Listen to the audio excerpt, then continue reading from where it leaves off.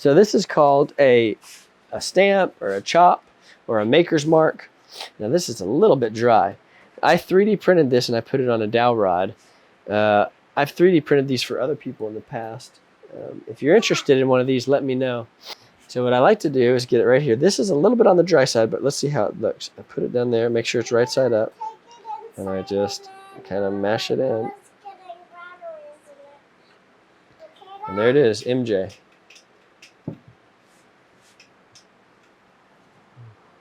This one's a little wetter. That's great.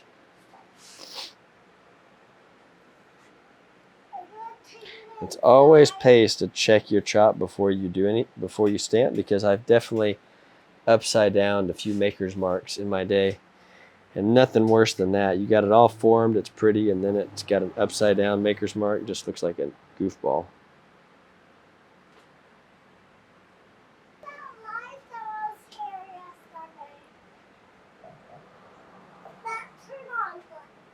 You want to kind of make sure at this wet stage, or as it's leather hard, if it's not quite circular, I like to kind of bend it in place here and just make sure that lip is nice and it'll be delightful on your lip. Also, at the bottom, I've already done it on these, but I just take my thumb around the edges and just kind of smooth that off, because at this stage it's real easy. Once we bisque this, it's going to be kind of hard to get that any rough parts off. And there's nothing worse than you sell a pot to somebody and they get it home on their wooden table and they put it and it scratches their table. That is not a good feeling. I've had that happen with some expensive pots that I've had, and no fun. If you like this content, you'll love my new course, Mugs Are Money, How to Make Pottery That Sells. We'll be going over hand building, slip casting, and wheel throwing the most commonly sold pottery item on the planet, the coffee mug. Check it out in the links below. Now the next thing I'm going to do here, last one here, is I'm going to put it inside my wet box. I highly, highly, highly recommend these shelves. So I have 4 plus 2, about 6 of these, and I have about 6 of a different kind. I have a lot of different shapes and sizes of these. They have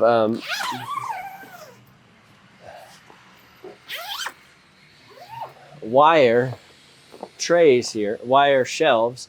So I put plastic on there just to keep the moisture in. But this is where I've put some plaster, just some hump molds that I went ahead and got wet, so it kind of keeps it wet and humid in this damp box. So these will dry evenly, and a lot of times if you don't dry evenly, you'll get a crack right here. Not right there, but right there, it'll crack, or it'll crack down here, and you don't want that. You want this to dry really uniformly.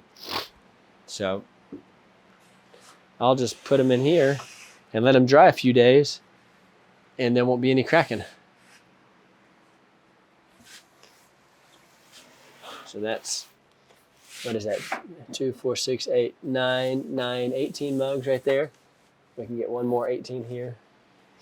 This is 8. We'll just put these 8 on here. You want to make sure your wear boards are pretty clean. These are not super clean, but they're not rubbing off on the vessels. I just alternate them like this so I can fit more on the wear board. No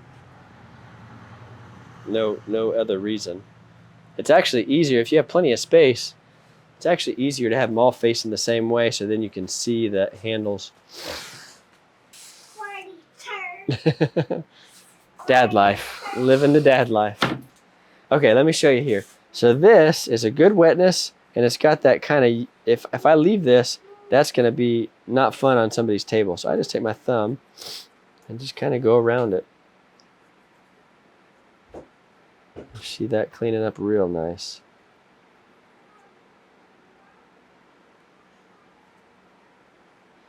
And any other things? Okay, that's good. This one is ready to.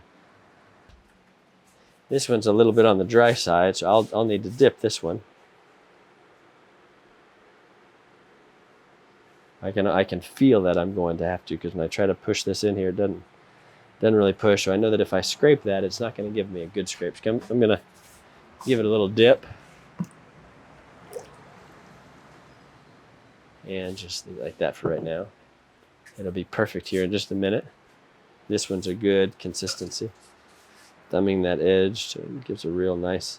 So I love doing, this is with Simon Leach's cutoff wire. I love it. It's such a beautiful texture, and I don't have to do any trimming, which saves time, you know. So this one I can feel is a little bit dry. You get to be where you can feel it. You know, like this is going to be harder to work with. So just a little dip. If you want to get it a lot wetter, you can dip it like this, and the water will go on the inside and the outside, and you'll get twice the amount of water in that wall. But I don't like it when it's too wet, because then these are kind of floppy and they mess up a lot when you are trying to handle them. Can I try that right now? Try to make one? Yeah. Not right now, Squirt. Daddy's making them. We're making it for... Okay. So hold on, sweet boy. Shh. I love you too so much. Can you be real quiet for me?